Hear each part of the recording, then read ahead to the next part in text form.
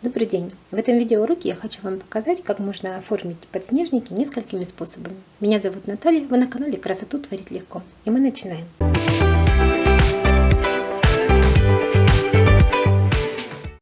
Как слепить подснежник я показывала в предыдущем видео, а в этом мы будем смотреть примеры оформления.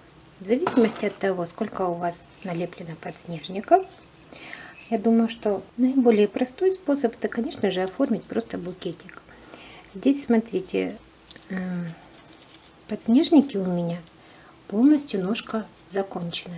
Встречаются еще и на проволочке, но вот эти вот полностью ножка закончена. Поэтому мы можем сделать из них вот такой вот букетик. Перевязать можно, например, вот бечевкой.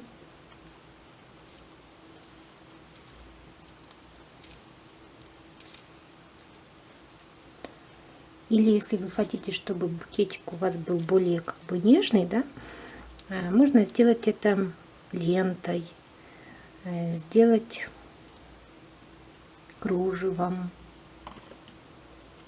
Вот так. Я думаю, что это даже можно применить как букет невесты, например. Очень так трогательно будет, нежно. Вот. И в продолжении этого букета можно, допустим, сделать бутоньерку для жениха. Например, берем вот такую основу. Можно просто промазать клеем здесь и приклеить, ну, допустим, вот 3 подснежника, да? Но, естественно, тогда, если вы будете целенаправленно делать подснежники для бутоньерки, они должны быть чуть помельче и, естественно, не такие длинные на ножке. Можно просто промазать клеем, сюда приложить и дополнить той же бечевкой. То есть у нас будет в одном стиле букет невесты, допустим, да? И точно так бутоньерка для жениха. Ну, здесь понятно, что цветы должны быть помельче. Вот этот участок можно закрыть листочками. Дополнительно слепив несколько листочков, можно, допустим, нанести для лучшей фиксации вот сюда можно нанести немножко глины, приклеить сюда глину. Уже на глину наносим клей и фиксируем наши цветочки. Можно даже один, допустим, но здесь тогда нужно будет, допустим, долепить листочков. Итак, следующий вариант тоже, наверное, самый простой и, скажем так, сказочный. Все знают сказку «12 месяцев». Если у вас есть вот такая корзиночка, можно сделать композицию в корзиночке.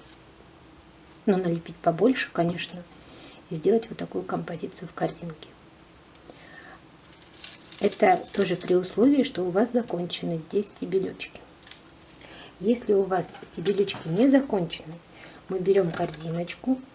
У меня здесь пеноплекс. Он лучше, чем пенопласт, потому что пенопласт, он со временем крошится и неудобно работать с ним. Здесь нам понадобится тогда цветочки с незаконченной ножкой, то есть с проволочкой на конце. Вот у меня проволочка. Пеноплекс можно закрыть мхом и собрать нашу композицию. Вот такие. Например, вот так. Конечно, чем больше, тем как-то богаче вот смотрится эта вся корзинка. Еще один пример. Тоже это будет интерьерная композиция, то есть оформление наших подснежников в горшочке или кашпо. Смотрите, здесь у меня либо пеноплекс, опять-таки пеноплекс можно купить в любом строительном магазине, либо вот здесь, это вот у меня здесь печеночница, тоже такой вот весенний цветочек.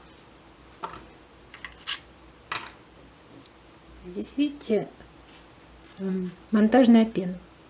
Монтажная пена Если будете работать с монтажной пеной, обратите внимание, что нужно будет горшочек заполнять только наполовину, потому что она увеличится, ну, можно будет тогда ее, конечно, обрезать. И вот такой вот мох.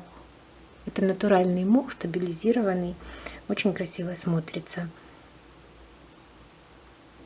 И в итоге у нас вот получится такая композиция. Ну, простая вазочка, я думаю, здесь так все понятно.